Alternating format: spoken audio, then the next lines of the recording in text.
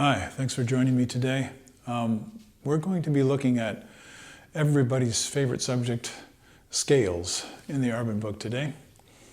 And I'm going to start right at the beginning. Number 1, C major. Most of us are able to play that quite comfortably because we're familiar with it. And Arban does something very interesting here. He has a whole bunch of different exercises, and basically they're just a variety of patterns. But there's a little bit of genius to it, the way he's laid it out. And there are so many things, it's almost overwhelming what we can work on using a scale. So to start out, you want to realize that scales are a pattern that should be memorized so that your body can do it automatically.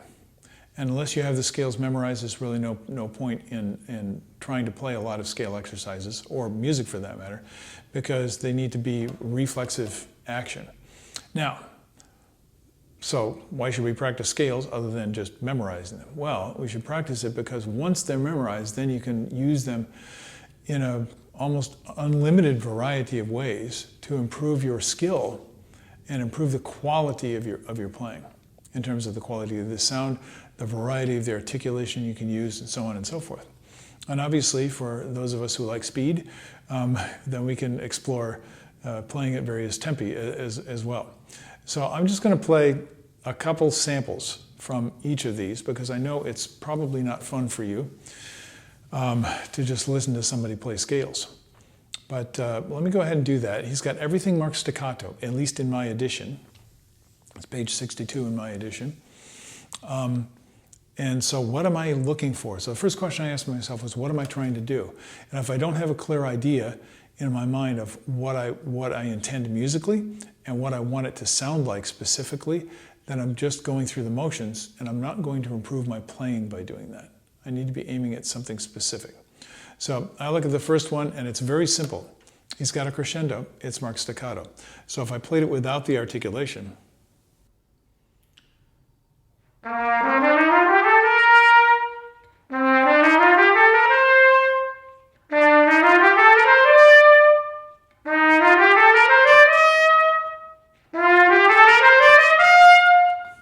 I'm going to propose to you that the crescendo is not something you need to do. It's something you need to listen for.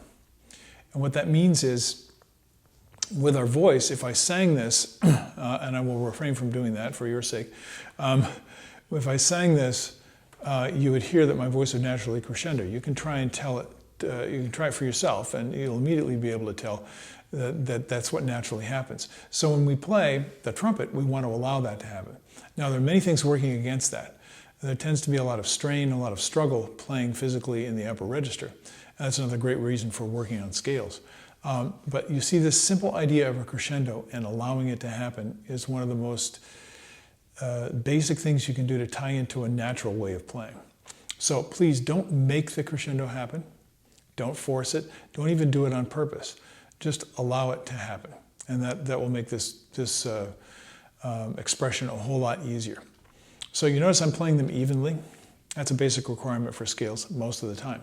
But you can also do all kinds of variations.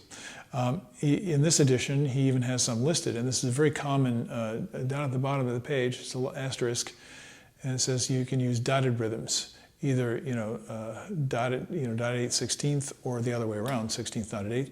This is something that wind players, flute players, oboe players, clarinet players, etc., have been doing for a long time because it helps to get the quickness and the agility of the fingers what they need to be. And this leads me to another point in terms of the physical stuff that you're working on. Many times I practice these without playing. In other words, I'm just practicing the fingering. Now, do I know the finger to C major scale? Yes. But what I'm doing is I'm using it to improve the quality of my fingering. And that's something that it's a physical sensation. A lot of people, you'll hear people say, bang down the vowels. Claude Gordon said this. It's possible that he learned that from Clark. Doc Severinsen also studied with Clark. He says, bang down the vowels. Many people say that.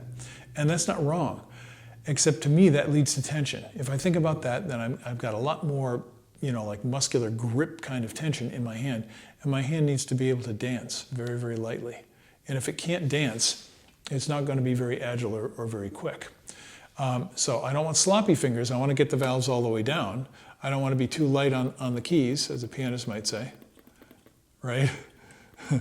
But at the same time, they have to be very definite, but they have to be very light at the same time. So I'm just vainly trying to describe the sensation. You need to pay attention to the sensation. So when something feels awkward, when it feels stiff, you know you're on the wrong path, and do it in a more relaxed manner. So I'm going to go ahead and play staccato now, just a couple, and I'll play the next number 2 now.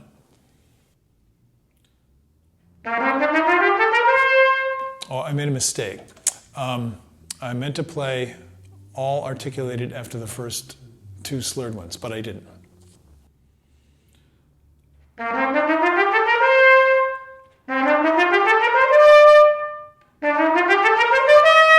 Etc.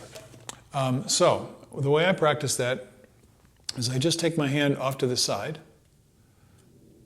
So the fingers are still in line with the valves in basically the same position. And I just tap very affirmatively.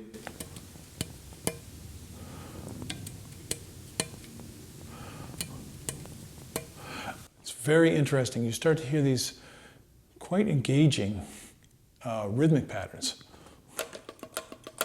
Now you can hear it when the valves go up and down, it makes that sound. And there's a sound for every note. But that's not always the case when you're playing music. Sometimes you're using the same valve to go between 2 different notes, or you're playing open for a period of time.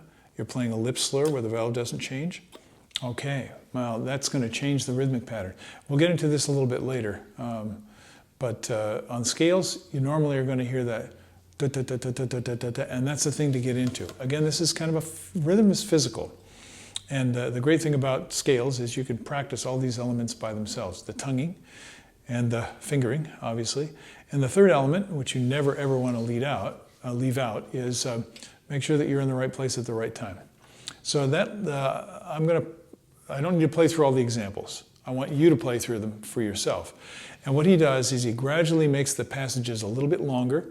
He has more continuous tonguing, so it gives your body time to adapt. Work the speed. He gives you range of speed as a suggestion, a starting point. But eventually, if you're like me, you want to get to the place where you can play fast.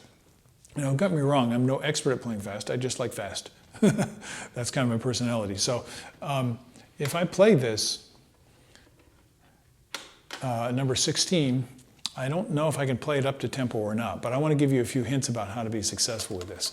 It looks like a lot of black stuff. It's all 30 seconds. First of all, the notation doesn't make sense because it can't be written out rhythmically what he wants you to do without being very confusing visually. So I'm going to explain what it is. You can all see, I'm sure, you go from the C up to the E and back down to the C, for example. From the D up to the F and back down to the D. So all you're doing is playing the C major scale in the various modes.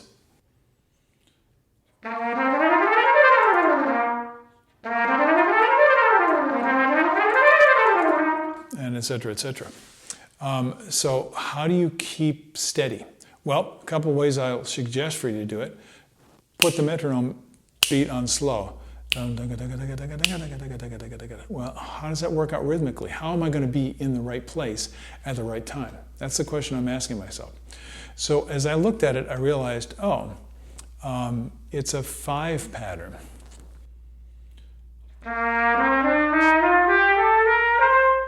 One, two, three, four, five, 1, 2. So every group of 2 is part of that that turns out to 5. So you have 5 beats with 2 notes moving in each beat. What does that mean? Why is that important? The reason why I'm suggesting it to you is because if you have this slow beat,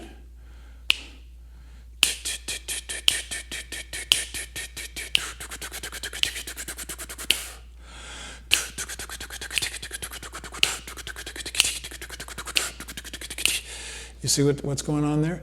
So now your mind, your brain can understand it, and your body can feel it because you're aiming at something specific. And now don't get me wrong, If you just want to play like a gliss with the fingerings, that's great. But you still, in order to play correctly, and this is where I'm leading with this comment, in order to play really well, you have to be in the right place at the right time.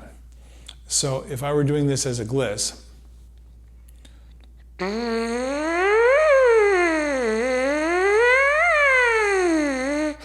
I'd want the pitch to be in the right place at exactly the right time. That's what's important. That's what's important. If you're not there, then you're playing out of the center of the notes. So as we play our scales, that's one of the most important things that people overlook. It could be something as simple as a chromatic scale. We'll probably take a look at some of those too. And to finish off today, I'll just let you know, as many of you already do, there are lots of different kinds of scales. You got your major scales and you got your minor scales. And you got your harmonic minor and melodic minor and pure minor. And you got your whole tone scales, and you got your chromatic scales, and you got your half diminished whole tone scales, and then you have your modal scales. And now, those of you who are jazz players realize that there's almost a limitless combination, especially if you get into Indian classical music, which has semitones in between our 12 steps. That allows for all kinds of exploration. But if you're interested in that kind of thing, study with someone, study with an improvisatory player, and see how you can explore learning different patterns. But it all starts with major and minor scales. Those are our basic ones that traditional music is made out of. So major in the minors, and well, you know what I'm saying. Major in the majors, not in the minors. So that you're laying a foundation, and you can play these without thinking about it, but being very aware of the quality of what you're doing. So I hope this gives you a couple of suggestions to make your scale practice more interesting. And that's the key, is make it interesting for yourself, keep it engaging, and then you're going to love to practice, and then you're going to get better. Sounds good, huh? Stay with it. I'll join you later on when you have some time. Have a great day. Bye-bye.